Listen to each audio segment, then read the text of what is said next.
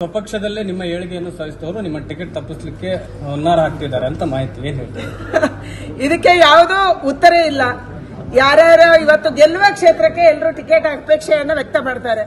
ಯಾಕಂದ್ರೆ ಗೆಲ್ಲುವ ಕ್ಷೇತ್ರದಲ್ಲಿ ಗೆಲ್ಲುವುದು ಸುಲಭ. ನಮ್ಮ ಉಡುಪಿ ಚಿಕ್ಕಮಗಳೂರು ಗೆಲ್ಲುವುದು ಸುಲಭ. ಯಾಕಂದ್ರೆ ಸಂಘಟನೆ ಗಟ್ಟಿ ಇದೆ, ಸಂಘ ಪರಿವಾರ ಗಟ್ಟಿ ಇದೆ, ನಮ್ಮ ಕೆಲಸ ಆಗಿದೆ, ಬಹಳ ದೊಡ್ಡ ಪ್ರಮಾಣದಲ್ಲಿ ಯೋಜನೆಗಳು ಆ ಕ್ಷೇತ್ರಕ್ಕೆ ಬಂದಿದೆ. ಅದಕ್ಕಾಗಿ ಯಾರು ಬೇಕಾದ್ರೂ ಗೆಲ್ಬಹುದು ಅನ್ನುವಂತ ಸ್ಥಿತಿ ಇರುವಾಗ ಸಹಜವಾಗಿ ನಮ್ಮ ಕಾರ್ಯಕರ್ತರಿಗೆ ನಾನು ನಿಲ್ಬೇಕು. ಅದು ವಿಧಾನಸಭೆ ಇರ್ಬೋದು, ಲೋಕಸಭೆ ಇರ್ಬೋದು, ಜಿಲ್ಲಾ ಪಂಚಾಯತ್ ಇರ್ಬೋದು, ಪುರಸಭೆ, ನಗರಸಭೆ, ಎಲ್ಲದರಲ್ಲೂ ಕಾಂಪಿಟಿಷನ್ ಇದ್ದೇ ಇರುತ್ತೆ. ಆದ್ರೆ ಪಕ್ಷ ಯಾರನ್ನು ಗುರುತು ಮಾಡಿ ಟಿಕೆಟ್ ಕೊಡುತ್ತೆ ಅಲ್ಲಿ ನಾವು ಕೆಲಸ ಮಾಡ್ತೀವಿ. ಸ್ವಪಕ್ಷದಲ್ಲೇ ನಿಮ್ಮ ಏಳಿಗೆಯನ್ನು ಸಾಧಿಸಿದವರು ನಿಮ್ಮ ಟಿಕೆಟ್ ತಪ್ಪಿಸಲಿಕ್ಕೆ ಹುನ್ನಾರ ಹಾಕ್ತಿದ್ದಾರೆ ಅಂತ ಮಾಹಿತಿ ಏನ್ ಹೇಳ್ತೀವಿ? ಇದಕ್ಕೆ ಯಾವುದೂ ಉತ್ತರ ಇಲ್ಲ. ಯಾರ್ಯಾರು ಇವತ್ತು ಗೆಲ್ಲುವ ಕ್ಷೇತ್ರಕ್ಕೆ ಎಲ್ಲರೂ ಟಿಕೆಟ್ ಅಪೇಕ್ಷೆಯನ್ನು ವ್ಯಕ್ತ ಮಾಡ್ತಾರೆ. ಯಾಕಂದ್ರೆ ಗೆಲ್ಲುವ ಕ್ಷೇತ್ರದಲ್ಲಿ ಗೆಲ್ಲುವುದು ಸುಲಭ.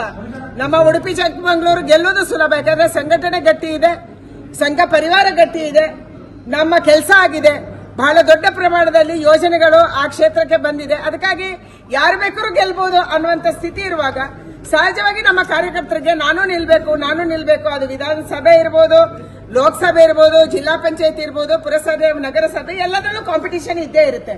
ಆದ್ರೆ ಪಕ್ಷ ಯಾರನ್ನು ಗುರುತು ಮಾಡಿ ಟಿಕೆಟ್ ಕೊಡುತ್ತೆ ಅಲ್ಲಿ ನಾವು ಕೆಲಸ ಮಾಡ್ತೀವಿ.